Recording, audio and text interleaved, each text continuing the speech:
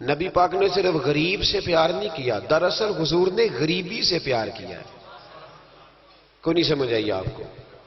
حضور نے صرف غریبوں سے پیار نہیں کیا، نبی پاک نے، اس کا معنی یہ ہے کہ حضور نے غریب رہنا پسند فرمایا ہے. غریبوں کی طرح رہنا نبی پاک نے، سادہ مکان، ایک وقت کا کھانا اور سادی غذا، جس طرح غریب نہیں رہتے پرانے گھروں میں، کچے مکانوں میں، ٹوٹی چٹائیاں، ایک دو پیالے گھر میں، لمبے چوڑے برتن کوئی نہیں. یہ نبی پاک کی پسند ہے، یہ رسول پاک کی پسند ہے. اس کو محبوب جانا ہے نبی پاک صلی اللہ علیہ وسلم. حضور نے اس کو پسند کیا. حاتم طائی کی بیٹی قیدی ہو کے آئی، جب اس کے قبیلے پر، اس کے علاقے پر مسلمانوں نے حملہ کیا تو حاتم طائی کا جو بیٹا تھا عدی بن حاتم، وہ اپنی بہن سے کہنے لگا ہمیں پتہ ہے ہم مسلمانوں کا مقابلہ نہیں کر سکتے تو بھاگ جانے میں بہتری ہے، چلو بھاگ چلتے ہیں. تو بہن کہنے لگی بھائی تو نے بھاگنا ہے تو بھاگ جا، میں سردار کی بیٹی ہوں، میں قوم کے ساتھ جیوں گی، قوم کے ساتھ مروں گی، تو نے بھاگنا ہے تو بھاگ جا. عدی بھاگ گئے ڈر کے.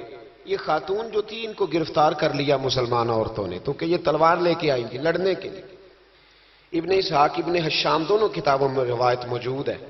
یہ خاتون کہتی ہے کہ میں نے بڑے تگڑے سوال تیار کیے، کیونکہ معاذ اللہ ثم معاذ اللہ میرا خیال تھا وہ نبی نہیں، وہ بادشاہ ہیں، وہ ایک اسٹیٹ کے سربراہ ہیں، وہ حکمران ہیں، میں معاذ اللہ نبی نہیں. میں نے بڑے تگڑے سوال تیار کیے اور میں اپنے آپ سے کہہ رہی تھی میں ایسی ایسی باتیں کروں گی مسلمانوں کے نبی سے کہ انہیں جواب نہیں آئے گا. معاذ اللہ ثم معاذ، نقل کفر، کفر نہ باشد. کہتی ہے میں حضور کے سامنے لائی گئی گرفتار کر کے، اور جب مجھے حضور کے سامنے کھڑا کیا گیا نا تو میرا سر ننگا تھا. توجہ ہے میری بات پر؟ میرا سر ننگا تھا تو میرے ذہن میں بڑے سوال تھے، میری گردن اکڑی ہوئی تھی. حضور نے میرا ننگا سر دیکھا تو محبوب ممبر سے اٹھے، اپنے کندھوں سے مدثر والی چادر اتاری اور حضور علیہ السلام نے حاتم طائی کی بیٹی کے سر پہ دے دی. بی بی کہتی ہے جب حضور کی چادر آئی تو میری اکڑی ہوئی گردن خود بخود جھک گئی نیچے کی طرف، خود بخود جھک گئی. سوال ابھی بھی میرے ذہن میں موجود تھے. اتنے میں ایک صحابی حضور کی بارگاہ میں آئے اور عرض کرنے لگے یا رسول اللہ صلی اللہ علیہ وسلم یہ کافر کی بیٹی ہے، مشرک نجس ہوتا ہے، تو میں اپنی چادر نہ دے دوں، آپ اپنی لے لے، کافر کی بیٹی ہے.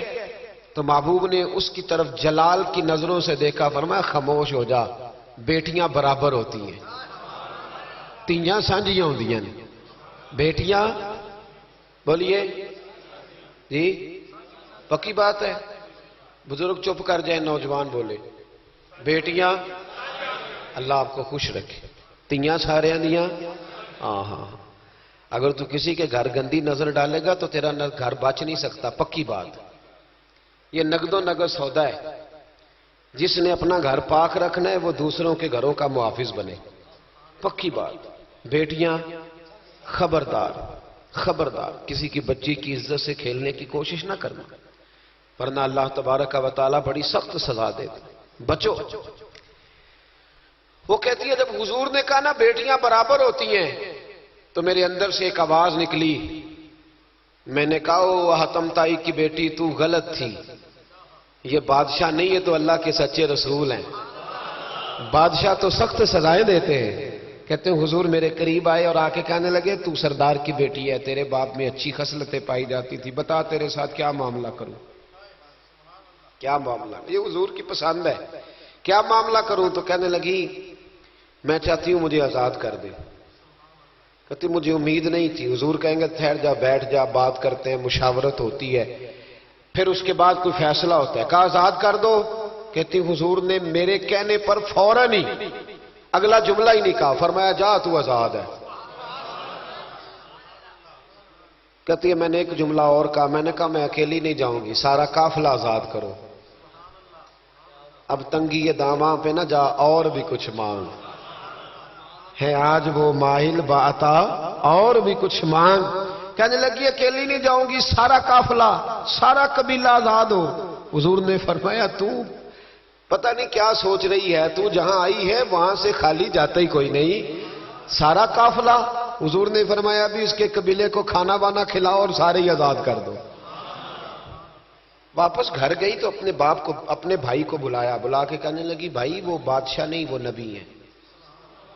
بادشاہ نہیں وہ, اب تو جن کو فقیر ہونا چاہیے تھا وہ بھی بادشاہ بن گئے. بادشاہ سلامت, بادشاہ سلامت.